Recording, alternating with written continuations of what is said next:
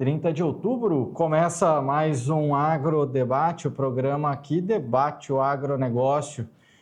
Ontem a gente tentou conversar com um convidado super especial, mas acabou não conseguindo, mas hoje a gente traz ele de volta e com tudo funcionando, o microfone funcionando para que ele possa trazer as informações sobre o terceiro encontro estadual da cadeia produtiva de ovinos e caprinos que aconteceu na última semana aqui em Itapurá e que trouxe bastante esperança para muitos produtores, já que além do próprio presidente, que é o nosso convidado de hoje, o presidente da Ovinomate, né, Associação dos Produtores de Ovinos e Caprinos, além dele afirmar que Mato Grosso pode se tornar em breve um dos maiores produtores de ovinos e caprinos de todo o país, o nosso atual prefeito aqui de Itapurá e também produtor rural, Carlos Capelletti, já anunciou que vai mudar e fazer uma mudança dentro da sua própria propriedade, vai levar 1.050 hectares que até hoje são dedicados para práticas de agricultura, para pecuária de ovinos. Além disso, também deve trazer um frigorífico,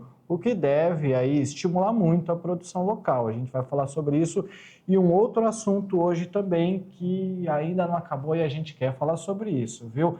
Que é essa tentativa de lacrar da Danone ao afirmar, que a soja brasileira não estaria sendo mais comprada pela França. Isso tem a ver com um termo chamado greenwashing. É um termo em inglês e que tem a ver com uma falsa tentativa de criar uma identidade ideológica sobre a preservação ambiental. Então, a gente vai falar sobre esses dois temas hoje, você não pode perder, que o programa está imperdível. Então, eu te convido. Vamos debater o agronegócio?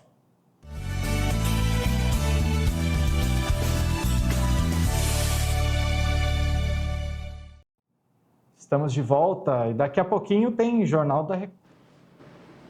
Pronto, e agora a gente continua com o debate.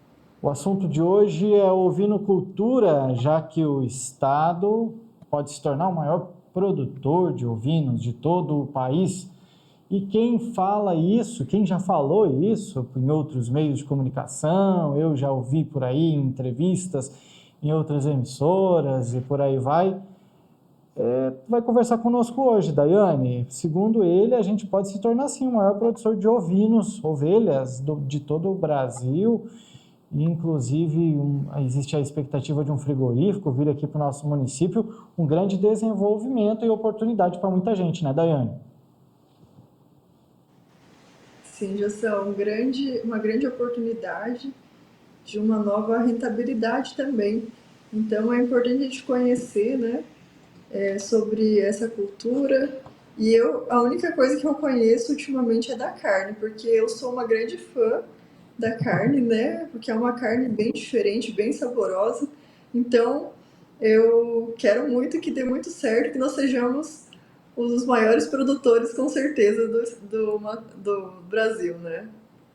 Oportunidade de mercado aí para quem estiver trabalhando. Então chega para cá para conversar conosco, presidente da Ovinomate, que é a Associação dos Produtores de Ovinos e Caprinos do Estado de Mato Grosso, Cássio Carolo. Seja muito bem-vindo, obrigado por ter aceitado o nosso convite.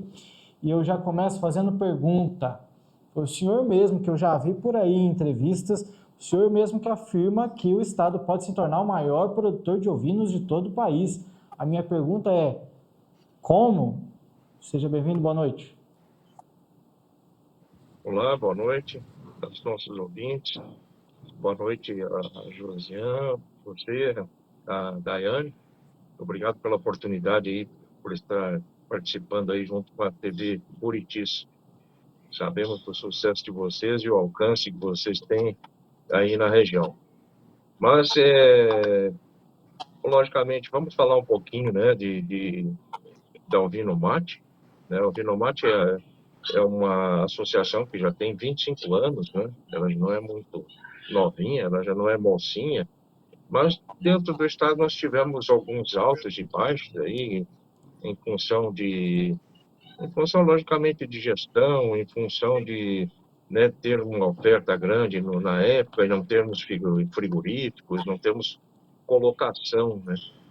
Então, falando um pouco também, né, da ovinocultura no Brasil hoje, né, nós temos na faixa de uns 20 milhões de ovinos, onde desses 20 milhões, nós estamos em nono lugar. Nós temos 400 mil cabeças aproximadamente. Hoje, o primeiro lugar é a Bahia, segundo é Pernambuco, e o Rio Grande do Sul em terceiro lugar. Mas a gente sabe, né, que a demanda no estado, a demanda no Brasil e a demanda mundial é muito grande, né? Nós temos uma população crescente aí a nível mundial que é uma coisa realmente muito grande. Então, dentro desses trabalhos que a gente vem fazendo da Alginomate, nós temos já diversos planos de ações. Nós já temos trabalhado muito em cima desse volume de produção que a gente está buscando, é que realmente a gente busque alguma coisa em função de produzir ovinos, cordeiros de qualidade, né? Isso que a Daiane falou é muito gostoso, a carne é muito suculenta, uma carne deliciosa, né? Mas só que nós precisamos fazer com que o produtor produza um animal de qualidade, né? Não adianta a gente estar produzindo animais de que não tenham essa aptidão para carne, né?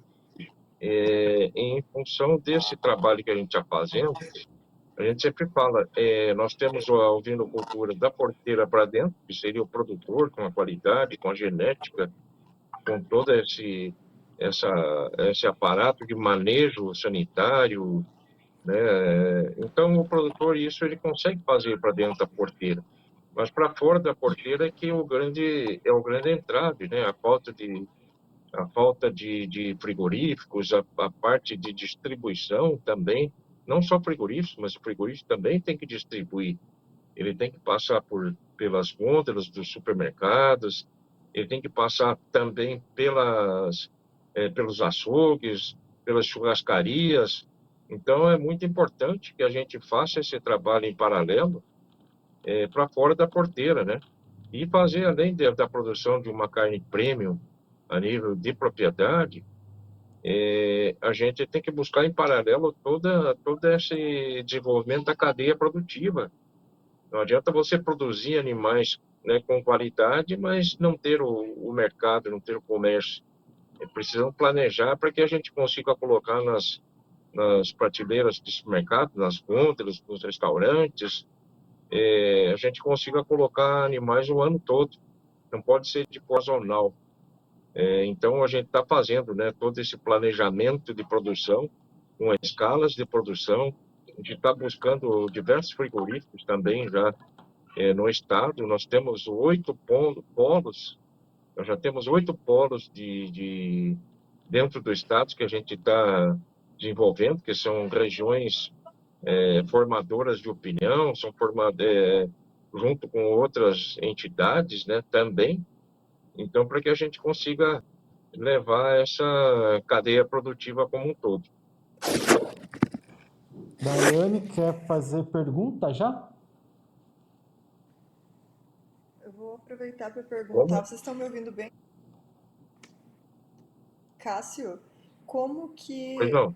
quais são as condições, você falou assim do manejo, do cuidado para que se tenha uma carne de qualidade, né? Quais são as condições que é preciso para ter a criação? A pessoa que tem ali a estrutura, qual estrutura que é necessária para essa produção desse ovino? Quantos que comporta por hectare? Poderia passar essas informações para a gente? Olha, eu sempre tenho falado em todas as reuniões que tenho participado, em né, alguns eventos, que o produtor, existe logicamente os produtores que querem iniciar, de que ainda são leigos, mas gostam da atividade. Existem os produtores que já estão na atividade, mas precisam melhorar toda essa parte que eu falei de manejo, de qualidade de produto. e já existem os que já estão lá na frente, né? Então, voltando na sua pergunta, eu sempre falo para que o pessoal que está iniciando, ou o pessoal que está ainda de uma forma mais, devagar na ovinocultura, que o nosso objetivo é fazer uma ovinocultura profissional, industrial, com volumes, né, de produção. Então, eu sempre falo para o pessoal, a primeira coisa é você se interagir do manejo, você tem que estudar um pouco, você tem que planejar a sua propriedade, a sua atividade, para que você não entre, vamos dizer assim, comprando animais que não tenham qualidade, ou você não entende do manejo, você não sabe quais as vacinas, quais os vermífugos que você vai fazer. Então, é muito importante, antes de iniciar, procurar um técnico, procurar o Vinomate, a gente consiga fazer esse planejamento inicial de produção, né? Porque vai ter que fazer os planejamentos de estação de monta, a parte de engorda, frigoríficos. Então, é um negócio bem mais amplo do que a gente pensar só em começar. Não, eu vou começar na minha propriedade. Daqui a pouco você está com um número grande de animais e não tem colocação. Então, às vezes, você não consegue vender, você acaba se frustrando, acaba se desgastando e muitas vezes tendo prejuízos, né? Se não fizer de uma forma planejada. Então, esse é o nosso objetivo. Você me perguntou o número de animais por área, vai depender muito também do volume vamos dizer, de nutrição que você tem, né, do espaço físico que você tem. Hoje a gente consegue colocar de 10 a 1.000 animais por hectare, vai depender do que você pretende fazer, se é um sistema extensivo ou intensivo. Quanto mais intensivo, logicamente que você vai ter maiores desafios, né? Não só o desafio sanitário, o desafio de manejo, desafio com o operacional. Você tem o grande desafio nutricional, você tem que ter comida, né? Tem que ter comida, mas existem grandes opções aí a nível de estado, né? Para que você consiga fazer. Hoje nós temos milho, tem DDG, que é o subproduto do álcool, nós temos silagem, nós temos feno, nós temos pastagem, né? Então, cada situação é uma situação. É por isso que eu repito, você precisa fazer o teu planejamento e ver qual o teu objetivo, se é um sistema extensivo, um semi-intensivo ou intensivo. Logicamente que vai depender também de aporte de capital, você precisa, né, de estrutura de cerca, né, de aprisco, de centro de manejo. Então, o volume, quem vai falar, na verdade, é o produtor. Mas eu tenho certeza que, se bem feito, um planejamento adequado, você tem um resultado muito satisfatório. Seu Cássio, o senhor falou muito sobre manejo, sobre cuidados e etc. Mas a minha pergunta ela vai, eu acho que da porteira para fora. Hoje a gente não vê, pelo menos aqui no mercado de Itapurá, a gente não vê muito a carne do ovino. O que a gente mais encontra é carne de frango e carne de gado. Esse é um outro entrave que a ovinocultura deve encontrar, e se tratando de preço, como é que deve chegar esse preço ao mercado, para o consumidor final? Ele é um preço que ele deve competir com os preços das carnes de gado, ou ele precisaria de um trabalho de marketing, alguma coisa, para que ele estivesse em um outro patamar, por exemplo? Sem dúvida, é uma pergunta muito boa que você fez. O mercado é soberano, você sabe disso. Hoje, infelizmente, nós não temos, a nível de Brasil, um volume adequado que pudéssemos oferecer, né, para todo mundo. Hoje, 90%, 85% da carne que chega nas gôndolas dos supermercados, nos restaurantes, são carnes que vêm de fora. Uma boa parte vem do Uruguai. Uma outra parte, às vezes, tem animais clandestinos, né? E a gente não consegue contabilizar isso. Então, esses animais, principalmente os clandestinos, são animais que não têm uma inspeção sanitária. Muitas vezes o pessoal de açougues e tal acaba comprando isso e fomentando o desenvolvimento de uma cadeia que não é a propícia, vamos dizer assim. E não, você não tem uma inspeção. Então, como é que você vai dar uma carne para um filho seu, ou para uma pessoa que é da sua família, ou você mesmo comer uma carne sem inspeção? Eu não estou falando da carne que, às vezes, você tem lá um abate na fazenda, às vezes para consumo próprio, né? Isso aí nunca vai acabar, é um negócio que a gente não se preocupa, é um abate artesanal, vamos dizer assim. Mas esse abate legal que a gente tem falado, é um abate que geralmente tem frigoríficos aí a nível de município, de estado, até a nível de Brasil, né, com CIF. Então, a gente tá realmente buscando algumas alternativas que para a gente poder colocar carnes inspecionadas com volumes adequados, porque quando você tiver volume adequado, você vai conseguir ter um preço mais competitivo. Então, a gente sabe disso. A gente tendo preço competitivo, a gente consegue, vamos dizer assim, brigar com a carne de bovinos, principalmente, que é hoje a segunda carne, vamos dizer assim, cara, né? A carne nobre. Depois vem o frango, o suíno também, mas a gente consegue ter preços competitivos na distribuição, nos mercados, e com valores financeiros, com resultados financeiros para o produtor também muito bons. Nós temos essas contas já feitas, esses dados, isso aí. Então, muitas vezes o produtor também não amplia a produção porque não tem o frigorífico. O frigorífico não investe ou não investe em abate porque não tem a oferta. Então fica naquela via de duas mãos, né? Um não faz porque o outro não tem, o outro não tem porque o outro não faz. Então a ideia realmente agora é a gente investir muito nesses polos que eu te falei. Já tem, inclusive, aí a Itapurá, né? O seu Carlos Capelletti vai investir pesado também. Nós já temos frigoríficos aí em Lucas do Rio Verde. Nós temos um frigorífico aqui em Várzea Grande, que estão funcionando. Nós já estamos em parceria com outro frigorífico que já foi frigorífico de abate de ovinos também em Primavera do Leste. Nós sabemos que existem outros frigoríficos que podem fazer essa parceria ou mudar uma linha de produção para abate de ovinos, né, com CIF, inclusive, né, pode mandar para fora ali do estado, né, para São Paulo, para Rio de Janeiro, onde tem a grande demanda, né, e com valor agregado. Então, a gente está trabalhando muito nisso. Eu acredito que agora em 2025 vai ser um ano de grandes mudanças. Então, somente com a oferta maior, com o planejamento de produção, logicamente, e com o planejamento da cadeia produtiva, que nós vamos conseguir ter esse volume maior de oferta com preços mais acessíveis lá na ponta, a hora que você quiser comprar. Daiane?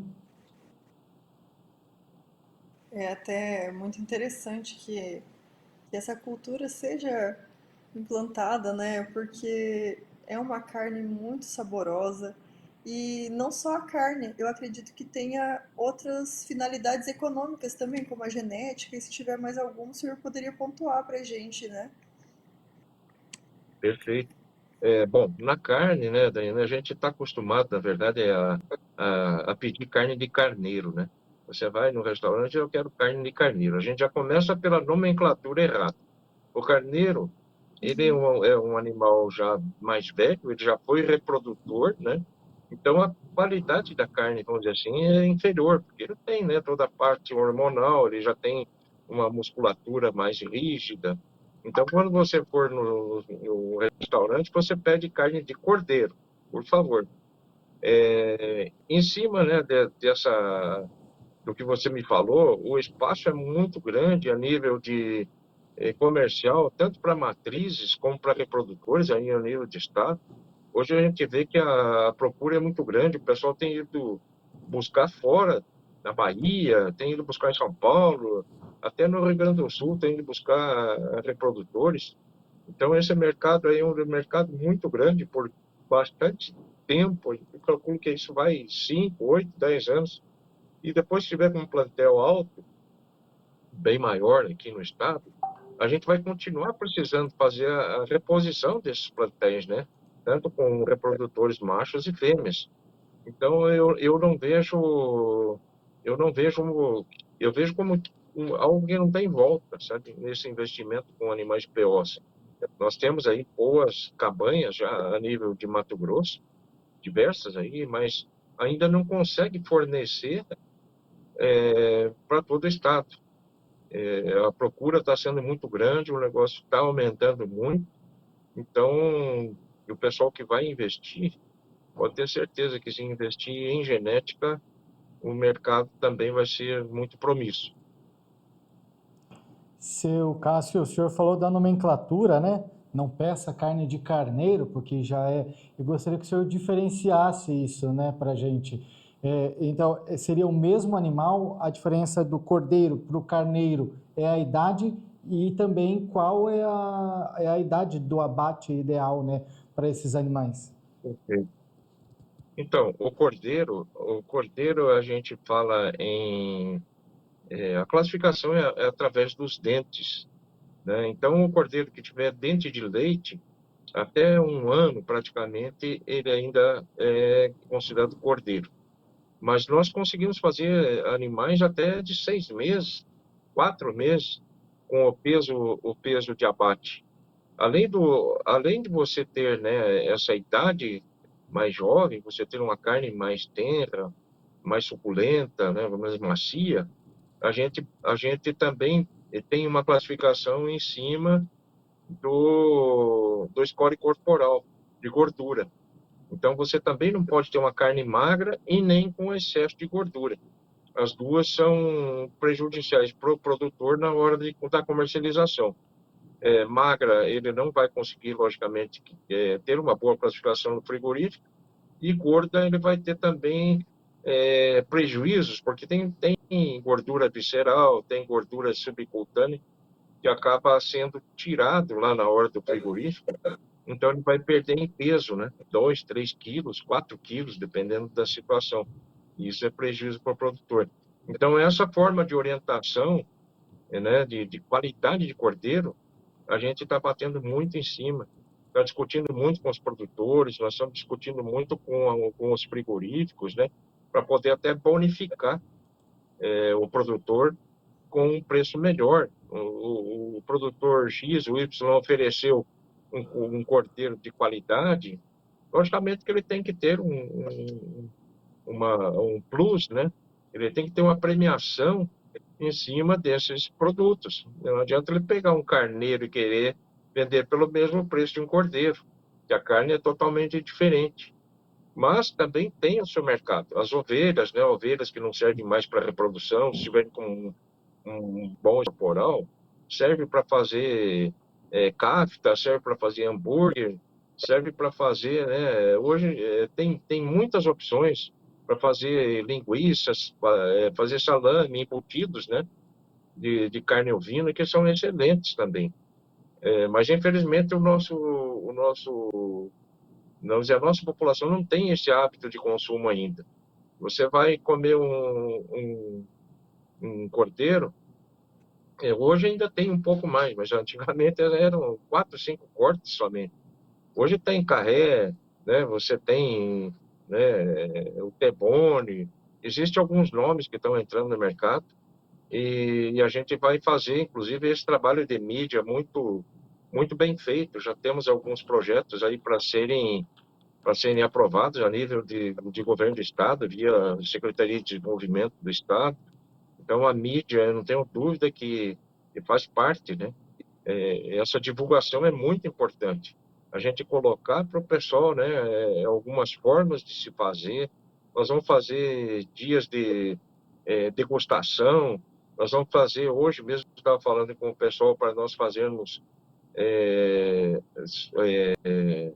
o dia do Cordeiro, fazer carnes, né? Como teve o pessoal da suinocultura fez aqui em Cuiabá, uma semana do dia do torresmo, aqui em Cuiabá, no Shopping Pantanal. Foi excelente.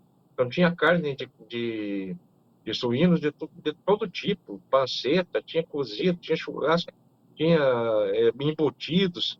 Então, é dessa forma que a gente tem que fazer. Nós temos que fazer, inclusive, já falei com o pessoal de Itapurá, conversei com o seu Carlos, e o seu Carlos fizeram esses dias atrás uma festa em Itapurá, do porco no rolete. Foi um absurdo. Teve 150 suínos no rolete. Eu falei, ô, seu Carlos, nós temos que fazer esse tipo de festa para motivar, para o pessoal conhecer a carne de cordeiro, né, a carne de ovinos, que realmente ela é uma carne muito deliciosa, muito saborosa, né, ela tem, né, a parte nutricional também muito boa, com a parte de gordura, né, que realmente vale a pena o pessoal começar a experimentar e espero que gostem, né? Eu acredito que a grande maioria gosta, mas é como você falou, a gente não acha para comprar e quando acha realmente é bastante cara. Né? 1 quilo de cordeiro, você compra 2 ou 3 quilos de carne de boi, que é a segunda mais cara, ou às vezes você não vai deixar de comprar 2 picanhas para comprar uma paleta, né? Uma paleta de cordeiro, ou 1 quilo de carré. Então, às vezes o pessoal pensa no bolso também, né? E vamos dizer, são carnes que têm que entrar na população, né, de média renda, de baixa renda. Nós temos que fazer. Hoje ela é um pouco elitizada, e assim só é consumido em festas, né, final de ano, é um aniversário, né, então o pessoal, vamos fazer uma carne diferente. Não, tem que comer toda semana. Eu como carne de ovinos toda semana. O meu consumo per capita é alto. O consumo per capita no Brasil hoje é em torno de 600 gramas, né? É muito pouco. Nós fizemos uma projeção. Se nós levarmos o consumo per capita no Brasil de 600 gramas para 1 quilo, em 6 meses, nós temos que abater toda a população de ovinos do Brasil. Nós temos que abater 20 milhões de cabeças em 6 meses. Quer dizer, então existe mercado, né? A gente vai trabalhar muito no mercado de Mato Grosso, mas já voltando os olhos para fora. Então, essa gestão que a gente está pensando de fazer é uma gestão de curto, médio e longo prazo, né? E uma gestão participativa. E que essa gestão participativa, nós estamos chamando para dentro da Alvinomate, junto com a diretoria. Nós temos, né, um fluxograma de diretoria normal, como outras associações têm, diretoria financeira, diretoria técnica, diretoria de eventos, de contador e tal, todas as associações têm. Mas nós queremos ir além disso e nós estamos chamando o pessoal de outras entidades, nós estamos chamando a FAMATO, sindicatos rurais, nós estamos chamando o pessoal do Senar, né, com aquele programa de ATEG para dar assessoria, a Empaer, o pessoal da Embrapa também, Embrapa Nacional de Ovinos e Caprinos, nós estamos com o pessoal do SEDEC, então, como é que chama? Sebrae. Eu queria deixar Sebrae também. de falar do Sebrae também, né? A Universidade Federal do Mato Grosso tem nos dado uma mão muito grande, então a gente tem que unir as forças, né? Junto com vocês também, da mídia, para que a gente possa fomentar e crescer dentro do Estado. A gente teve uma evolução muito grande esse ano, nós começamos do zero, já fizemos o terceiro encontro aí no Capelete, nós já estamos, né, com vários projetos já, também aí para serem aprovados. Eu acredito que a gente consiga alavancar aí para 2025 bastante coisa.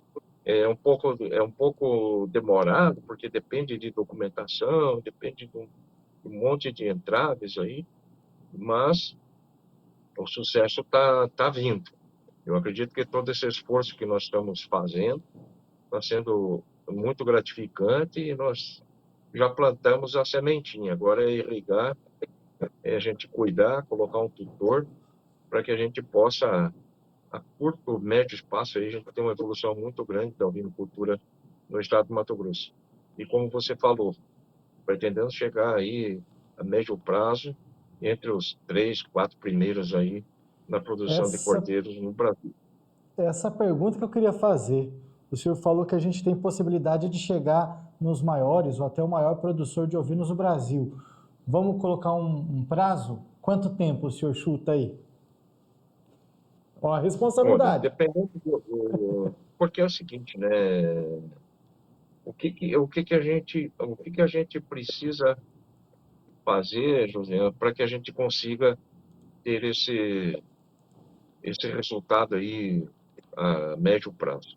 Primeiro, nós precisamos da união dos produtores rurais, dos criadores, né, de ovinos. Hoje o pessoal está muito disperso, o pessoal está um pouco desacreditado, o pessoal então precisa se unir, né, nas categorias aí cooperativas, nas associações, precisa acreditar, você precisa participar, porque se você não participa, fica meia dúzia correndo atrás de algumas coisas para tentar levantar a ovinocultura e centenas ou milhares aguardando, ou quando deveria ser ao contrário, né? Deveria ter milhares preocupados em levantar a ovinocultura no estado e meia dúzia acomodada que ficasse na mesmice. E nós não podemos ir por aí, o caminho não é esse, nós precisamos, em primeiro lugar, a união dos produtores. Nós temos hoje já oito macro-regiões divididas no estado, né, de uma forma já previamente estudada, com logística para chegar, com estrada, porque você precisa ter os caminhos, né? Então, já temos os coordenadores regionais, são 8 coordenadores regionais, que nos ajudam a fomentar em um grupo, em um número de municípios, vamos dizer assim. Essa foi a primeira coisa que a gente fez. Também precisamos do impulso do governo estadual, né? Nós precisamos de recurso. Então, sem dinheiro, infelizmente, a gente não consegue fazer nada. Nós conseguimos colocar uma propaganda na televisão, né, de uma criança ou de uma família comendo uma carne saborosa, falando daquilo, para criar e despertar realmente aquele interesse da pessoa comprar. Dizer, pô, eu vi na televisão, achei legal, vou comprar um pedaço também.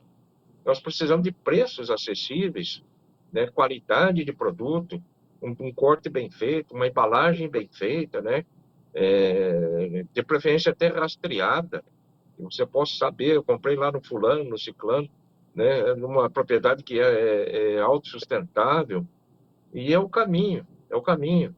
Isso daqui 4, 5 anos, o pessoal vai buscar essa sustentabilidade. Mas o que você falou, realmente, então nós precisamos de gente que acredite, que participe, vai precisar de investimento, nós precisamos dos frigoríficos, nós precisamos do pessoal da carne, né, dos distribuidores, nós temos tudo, nós temos, como eu falei, alimentação, que é 70% do custo de produção da engorda do cordeiro, é comida. E se nós não tivermos no Mato Grosso comida em abundância, aí então não existe no Brasil. Não existe no Brasil outra situação igual nós temos no Mato Grosso. Existem algumas até próximas, de Mato Grosso, Goiás, alguns outros municípios. Mas nós temos gente competente, nós temos gente trabalhadora, eu não tenho dúvida disso, nós temos muita gente trabalhadora, a grande maioria, graças a Deus. Nós temos pessoal muito competente, nós temos os professores da UFMT aí que têm doutorado, pós-doutorado em ovinocultura, em manejo. Então, temos tudo aqui dentro do Estado para fazer esse negócio andar. Então, falta o quê? Para mim, a princípio, falta um pouco, agora, estou cobrando isso, falta um pouco de vontade política também. Nós precisamos fazer com que o pessoal, né, os políticos, também acreditem que isso vai trazer receita, vai trazer benefício para o Estado, vai gerar mão de obra, vai gerar, né, comida também, além das receitas, né, para o Estado. Então, a gente precisa realmente se unir com todas essas pessoas que eu falei, todas as entidades, e também com o governo do Estado, independente de partido, nós precisamos do apoio do governo do Estado. O governo do Mas Estado, querendo, já tem a metade do caminho andado. é um Então, trabalho de logicamente, a gente se formiguinha mesmo, organizar né? com esses produtores, nos organizarmos de uma forma adequada, com plano de ações, colocar isso no papel também bem colocado, né? Essas diretrizes desdobradas em ações, para que a gente possa seguir e corrigir alguns desvios que tem. Então, esses planos aí de curto, médio e longo prazo, se fizermos bem feito, não tem volta, não tem volta. Eu acredito que aí em 5 anos a gente consegue triplicar a nossa população de ovinos hoje no estado. Talvez não chegamos a ser o primeiro, mas entre os primeiros a gente consegue estar. Eu acredito hoje nós temos 400 mil, em 4 anos eu gostaria muito de chegar a 1,5 milhão de cabeças. Nós já tivemos isso no passado. Infelizmente, hoje temos 400 mil cabeças. Mas faltou realmente voltar o olho para fora. Botar o olho para fora, seja para demanda interna, para exportação. Então, tem que pensar grande e pensar longe. Essa é a minha concepção. Espero que eu esteja correto, né? Que muitas pessoas têm nos acompanhado e têm pensado nisso. Tem que pensar pequeno, né? E não ter um desafio maior, a gente não consegue levar adiante.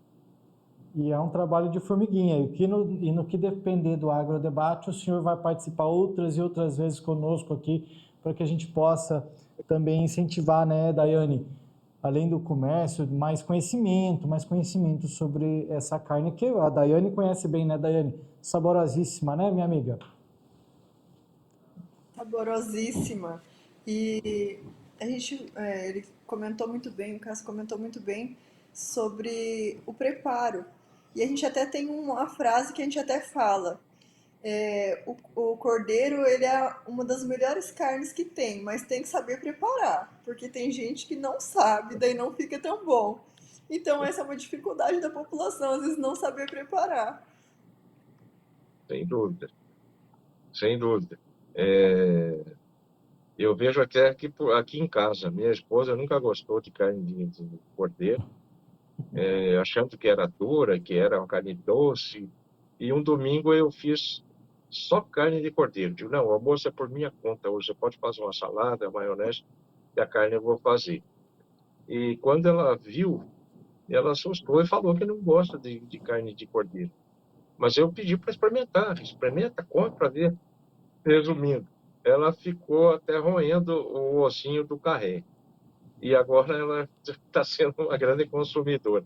É como você falou, uma picanha mal feita não fica boa também, né? Vira uma sola de sapato. E assim vai ser a carne de cordeiro também. Se não souber fazer, também não vai ser um prato apetitoso.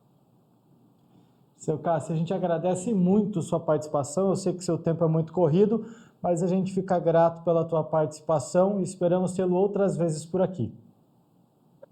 Claro, claro. Gostaria de aproveitar só um gancho para finalizar, agradecer muito ao pessoal lá aí de Itapurá, né? Da Fazenda Toledo, Cabanha Quatro Irmãos, né? Que nos deu esse apoio muito grande para fazermos o terceiro encontro da cadeia produtiva lá na propriedade do seu Carlos Capelletti, né? Que nos abraçou a causa com muito carinho, pessoal muito competente, né? Pessoal muito dedicado, né? Desde os seus filhos lá participando junto com a gente. a dona Thalita também, sua esposa, o seu Carlos Capelletti, o gerente lá também, o Giovanni, o Eudes, né, e todo o pessoal da equipe lá. Foi maravilhoso. O melhor encontro que eu fui de ovinos, culturas já a nível meio que de Brasil. E não só de ovinos, até de outros de bovinos. A qualidade do evento lá foi muito legal. Esperamos que a gente possa fazer outros eventos. E foi muito bom, que o local é muito bonito, e acabamos né, fazendo um churrasco, né, fazendo uma confraternização com o pessoal lá, e todos que estiveram presentes adoraram, né, o evento. Não era para menos, né? Faltou você lá também, viu, Daiane? Eu não estava na cidade, mas se tivesse, fosse convidada, eu estaria lá, porque eu sou uma grande fã da carne. Mas vamos fazer outro, já está meio combinado para o ano que vem a gente aí em Itapurá novamente. Agradeço muito a vocês aí, né, a TV Buritis.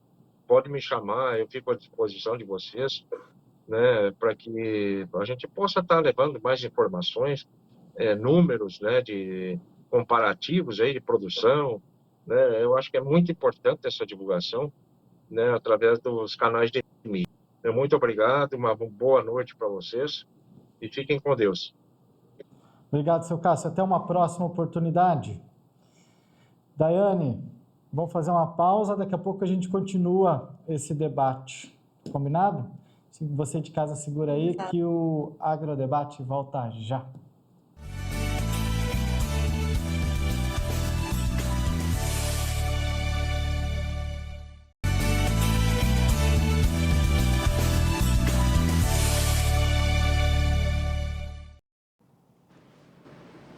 Pronto, e agora a gente continua com o debate e não tem jeito, a gente precisa voltar a falar sobre um assunto que a gente já comentou, né? Daiane, vem aqui comigo, já venho fazendo uma introdução e dando meu ponto de vista. Não tem como deixar de falar do que foi, inclusive, um deputado federal que é lá do Paraná, e agora eu perdi o nome dele por aqui, mas ele afirmou, e eu gostei muito da palavra dele, que ele fala que foi uma tentativa de lacre da França em tentar afirmar de alguma maneira, porque não tem como explicar que o inexplicável, né? Como explicar o inexplicável, já que como que a Danone França faz uma afirmação como essa e a Danone Brasil desmente? Ou tem uma falta de comunicação muito grande dentro de uma multinacional, o que é bem pouco provável de ser aceitado, e aí entra mais a teoria de que foi uma tentativa que deu errado de lacrar, uma tentativa de mostrar que é sustentável, até porque existe, né, o acordo para que as empresas elas sejam sustentáveis, e ninguém está negando isso, ninguém está falando que não é para ser sustentável, e também entra em xeque uma outra coisa que a gente vai discutir também. Mas você arriscaria também em trazer um ponto de vista como esse, que foi uma tentativa mal executada de lacrar perante o mundo aí? Boa noite, Jossan. Boa noite a todos os telespectadores. Jossan, o que nós percebemos, principalmente depois da nossa fala de ontem, foi sucinta, né? As pessoas às vezes não estão entendendo o que está acontecendo. Algumas pessoas até vieram me perguntar o que estava acontecendo. Eu vou tentar contextualizar. O que aconteceu foi que o CEO da empresa Danone da França fez uma fala infeliz, ao meu ponto de vista, dizendo que suspenderia a compra de soja brasileira, porque, nas palavras dele, eles acreditavam que nenhuma fazenda sequer teria uma produção de soja sustentável. Nenhuma. Então, ele generalizou algo como se o Brasil tivesse uma produção assim, sem critérios, sem leis, sem amparo legal, né? E ele justificou isso dizendo que a empresa só comprava produtos que fossem, né, de origem sustentável. Mas isso pegou muito mal muito mal mesmo, porque o Brasil é um país que cuida, que preserva. A maioria das produções, das fazendas, elas têm uma sustentabilidade. A gente fala que é a maioria porque as nossas normas para produção a gente não consegue nem vender, a gente sabe disso, né? Se não estiver alinhado com a lei, e a gente tem também, até poucos dias, a questão da moratória também que impedia essa venda, né? As multinacionais nem compram de quem produz fora dos critérios. E esses critérios e normas e leis são rígidas, extremamente rígidas, coisa que a gente sabe que nem a França não faz. Então, pegou muito mal, foi péssimo o comentário, né? A gente viu que foi uma maneira de lacrar mesmo, sem conhecer do assunto. E o que mais, assim, a meu ponto de vista ficou ruim para eles, é que é uma empresa que tem um mercado muito grande no Brasil também. Eles são grandes fornecedores do Brasil, né?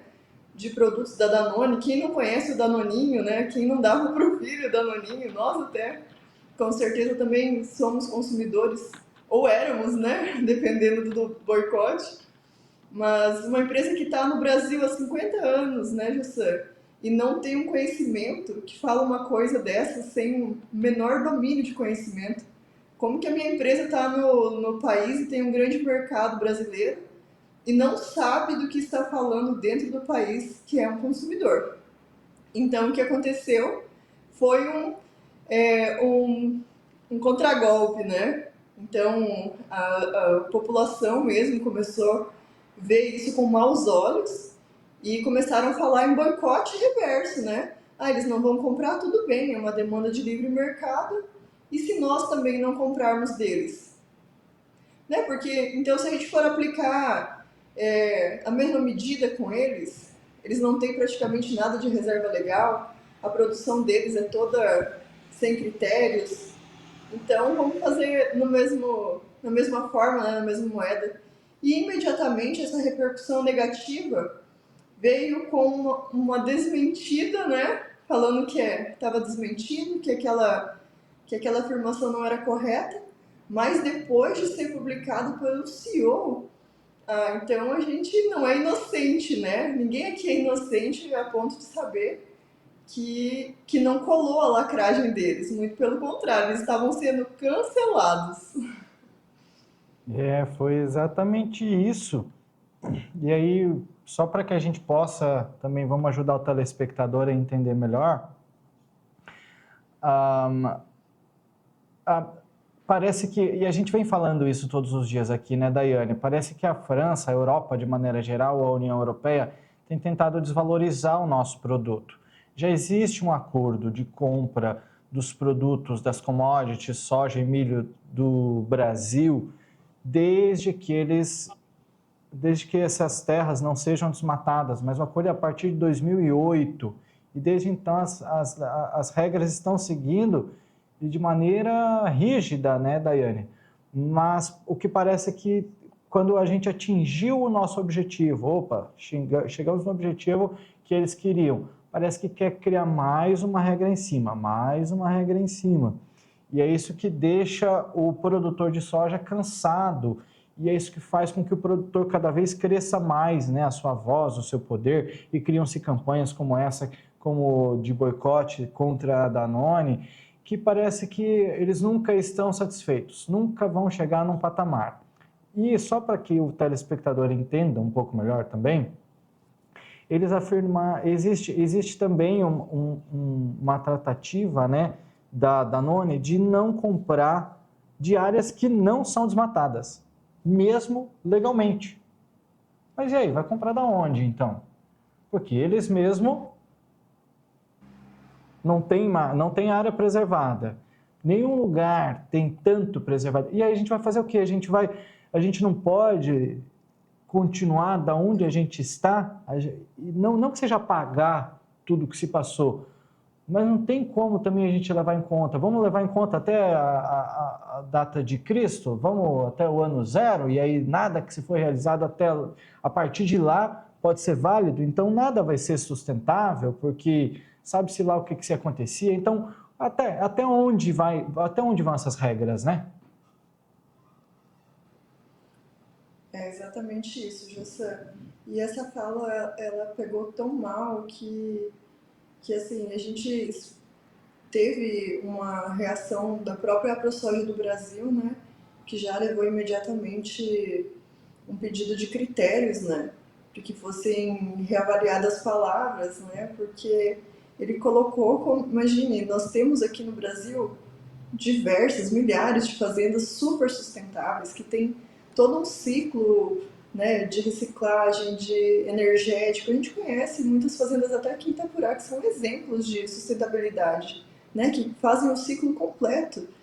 E daí dizer que nenhuma fazenda aqui é sustentável, poxa, a gente já passa por critérios tão rigorosos, aqui a gente tem a SEMA, a gente tem o IBAMA, fazendas que são desmatadas ilegalmente são embargadas, essas pessoas não conseguem nem produzir. Existem uma possibilidade, eu não sei se você sabe, mas quando você vende para multinacionais, há muito tempo já existe uma questão chamada rastreabilidade. Essa soja ela é rastreada. Então não tem como eu vender uma soja que está lá em Lucas, num lugar embargado, aqui para Itapurá. Eles sabem de onde que vem, da origem da soja, eles acompanham por satélite, por GPS, com os consultores. Então, aqui, a nossa questão aqui, ela é muito bem cuidada. Agora, não pode vir uma pessoa assim aleatoriamente dizer que nós somos todas as fazendas, nenhuma fazenda tem uma sustentabilidade. Então, ó, poxa vida, né? Quer lacrar, vai lacrar em cima de outra coisa, né? Não sobre isso.